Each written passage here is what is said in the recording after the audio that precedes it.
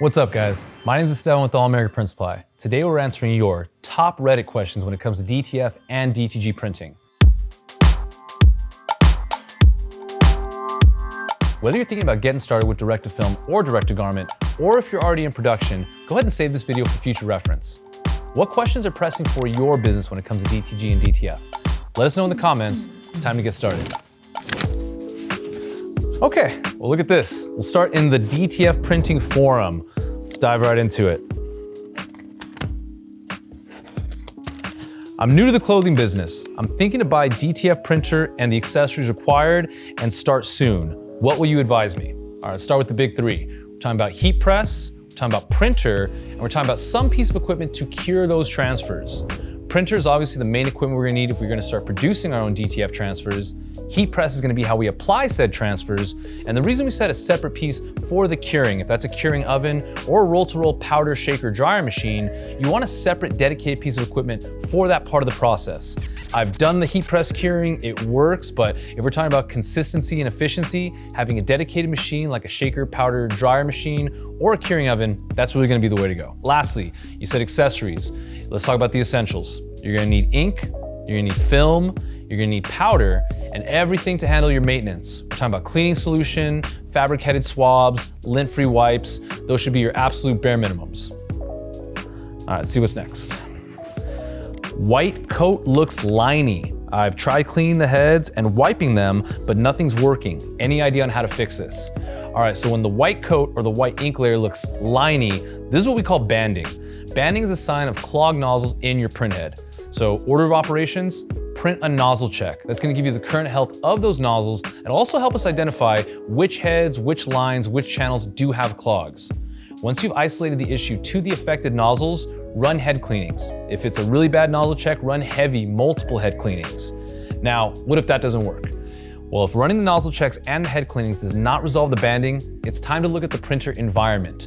First off is humidity. You never want your machine to feel that it's drying out, so some degree of moisture in the environment is ideal. We'd like to be ideally within 40 to 60% humidity in your work area. So if you're in the desert or a very dry climate, this may involve getting a room humidifier to maintain that moisture levels. I like to keep my machines as close to 55% as possible. Last thing would be temperature. Now, you don't want your machine ever feeling like it's overheating. It's a water-based ink. This could also cause problems. So I'd say about 60 to 75 degrees Fahrenheit, ideally. Does anyone operate one of these printers in their house? Are there health concerns? All right, I'm glad we got this question. Safety is definitely something we try to promote here as far as education in the training, and it comes down to your ingredients. You want to partner with the business, with a trusted supplier who has safety certifications, material safety data sheets. All these documents should be readily available, especially if you're gonna be handling these things, your employees are gonna be handling these things, operating, producing around them, and your customers. A reputable supplier for the ink, the film, the powder should have these documentations, again, safety certifications, material safety data sheet, handling reports, all those should be readily available and up to date. Now, as far as the actual production in-house, we don't really want to be operating in what we'd consider really closed environments. Ventilation is good, airflow is good. If you have sensitive skin, or at least in the learning phase, it's sometimes advised to wear safety gears such as protective gloves or even protective eyewear, especially if you're powdering by hand. But as long as you have, like I said, a ventilated area, you're working with good ingredients and taking the necessary safety precautions, if you do have sensitive skin, or like I said, we're still in the learning phase, you should be in good shape. Here, what's the best software for DTF? That's an easy one. Now, whether you're running a dedicated direct-to-film printer or a direct-to-garment printer for hybrid direct-to-film printing capabilities, there's really only one answer. I'm talking about DigiRip. DigiRip Hybrid for the DTG machines to really make life easier when it comes to printing direct-to-film on a direct-to-garment, and DigiRip Pro. Now, we're gonna have different channels for if it's a desktop, the 8-inch, the 13, 16, 24, up to wide format. Odds are, if your machine prints direct-to-film, there's gonna be profiles, drivers, and connectivity for that. The reason we love DigiRip, it has unique custom printing profiles for all the different films that we've tested and we carry and know work well with our equipment, with our printers, with our ink. So rather than having a one-size-fits-all profile that's just kind of made for DTF, it's always best when your ink, your film, and your software are really all working together hand in hand. That's what you get with DigiRip. DTF uses besides shirts? Well, that's the great thing about direct-to-film. These transfers are super compatible and very forgiving. So if there's any kind of tricky material or fabric that you're interested in working with, maybe something's a little more sensitive to high heat, direct-to-film's the answer. So if it's athletic apparel, jerseys, polyester, uniforms, if it's safety equipment like safety vests, or really anything you can imagine, if you're able to get even contact on it with your heat press, odds are you can direct to film press it. We've even done some hard surface items, cardboard, packaging materials, drinkware. If you get creative, maybe adjust some settings, DTF can really open a wide range of possibilities. All right, how is DTF different from DTG? Well, it's fundamental. DTF is direct to film, where you're printing directly onto the film, where DTG is direct to garment, and you're printing directly onto the garment. Those are the fundamental differences right there. They do have a lot of similarities. There's white ink management involved, there's color profiling, there's Rift software, but that'd be the main difference. DTG, you're literally printing directly onto the garment, but you do have the functionality to print directly onto film, where DTF is strictly directly onto the film. That was an easy one. All right, we're deep diving into the Reddit DTG printing thread. Okay, I have started to notice that after I cure a shirt with a heat press, light pressure for 90 seconds, the design outline is coming through to the back of the shirt. Any help? I have an Epson F3070. Okay, so it sounds like we're getting a little bit of a ghosting print, meaning the transfer or the print that we're producing with our Epson F3070 is actually seeping through the garment onto the other side. Myself personally, I have a bit of a silkscreen background. So if you notice in any of our videos, whether it's on the heat press, on the direct-to-garment platen, I am 9 times out of 10 threading these garments onto said platens like an ironing board, where it's almost sort of wearing it, meaning the print's only gonna make contact with one side of the material. That's probably the fastest way, I would say. Your settings seem a little on the longer side as far as 90-second curing. If it's a dark garment, white ink, CMYK on top, I typically like to keep that closer to a minute. And that's gonna be about 330, maybe 350 Fahrenheit, depending on the garment, size of the print. Oh, long one, awesome, another F3070. I have an Epson F3070 and use a heat press to cure the ink. I am pre-treating on a Mr. T2 machine, shout out to EcoFreen. Curing with a heat press for 90 seconds and printing on 99% black shirts. Having cracking issues after almost one wash and can sometimes notice it after curing. Looking for some help or advice. Okay, ink cracking. Let's look at these settings here. All right, so we're curing this for 90 seconds. In my opinion, that's way too long. I would definitely want to take a look at our time that we're using, making sure we're not excessively drying this for too long in the heat press. And again, that temperature range we mentioned, about 330 to 350 Fahrenheit, that's always worked wonders for me, whether we're making samples, producing things for personal use, or filming on set. About 330 to 350 Fahrenheit and about 1 minute. If you're doing mostly black shirts, there's gonna be that white base underneath, the color layer on top, and you don't wanna have too much pressure.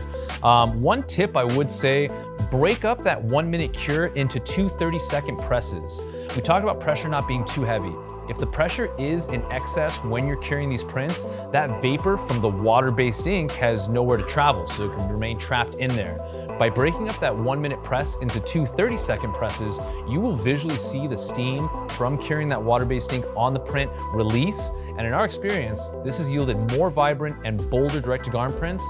And at the time and temperature settings we mentioned, I've never got cracking on any of my DTG prints.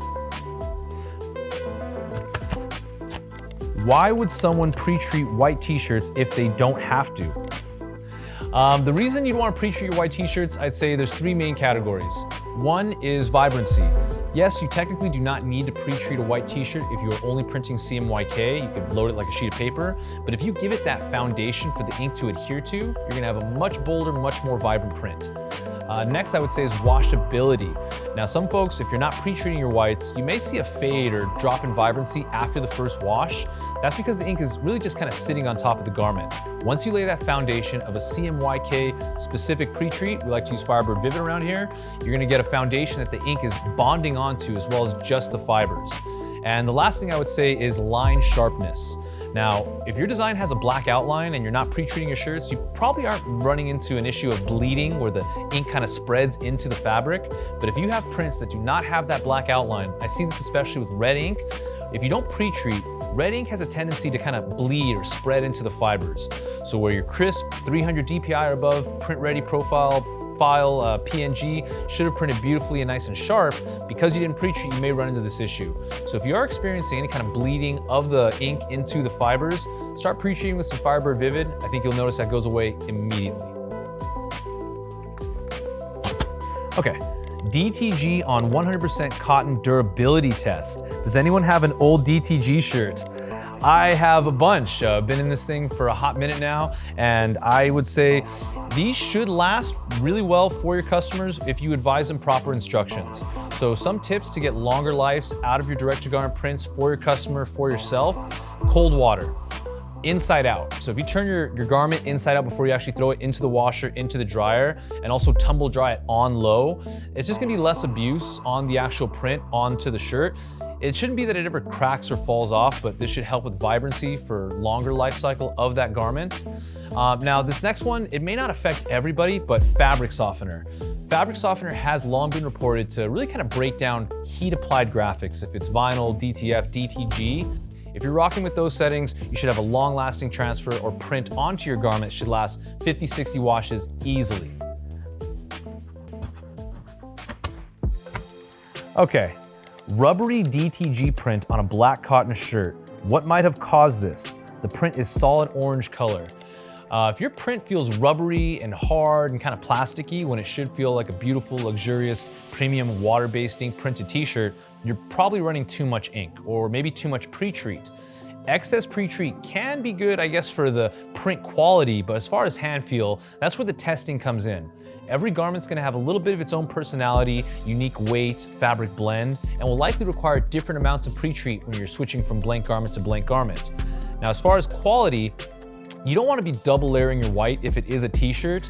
In your rip settings, usually the level right before the one that gives you double white. If it's Garment Creator 2, probably gonna be running on level 4. But let us know what issues you're running into or what you're printing on in the comments. We could definitely make some recommendations, but I would say excessive ink. If you're printing too much underbase, too heavy ink coverage, if you're not knocking the black out, if it's going onto a black shirt, all those things can include, I guess, correlate to a heavier feeling transfer, print, DTG graphic on the actual shirt. Just dial it all back. Test, test, test.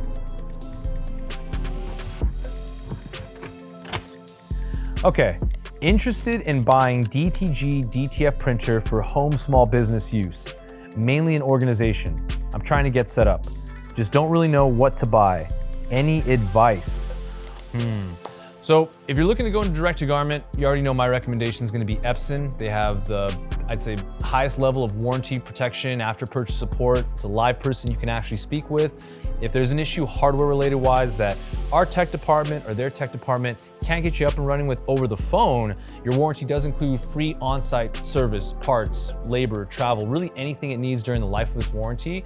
Not to say that other manufacturers don't have warranty, but Epson's the only one who's going to send a technician to your location within 1 to 2 business days, all expenses paid. You can actually renew this warranty 4 more times for a total of 5 years. But aside from that, I would say the Epson DTG is gonna have the least amount of manual user maintenance or attention.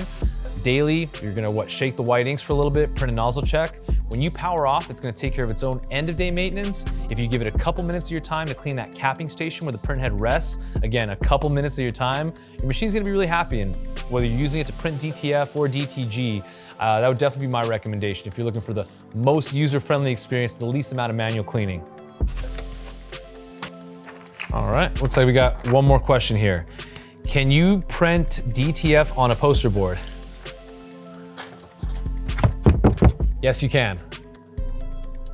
Look, we know there's more questions out there and we'd love to revisit this concept with you. Let me know in the comments what burning questions you have when it comes to DTG, DTF, UV DTF, you name it. If it prints, we've probably got you covered. Now, if you found this video useful and informative, and you haven't done so already, go ahead and hit that red subscribe button. We have a lot of fun around here, content added weekly, and drop a thumbs up if you made it this far in the video. That's pretty much gonna wrap it up for this one. My name is Esteban, we're all Mega Print Supply. We'll see you on the next one.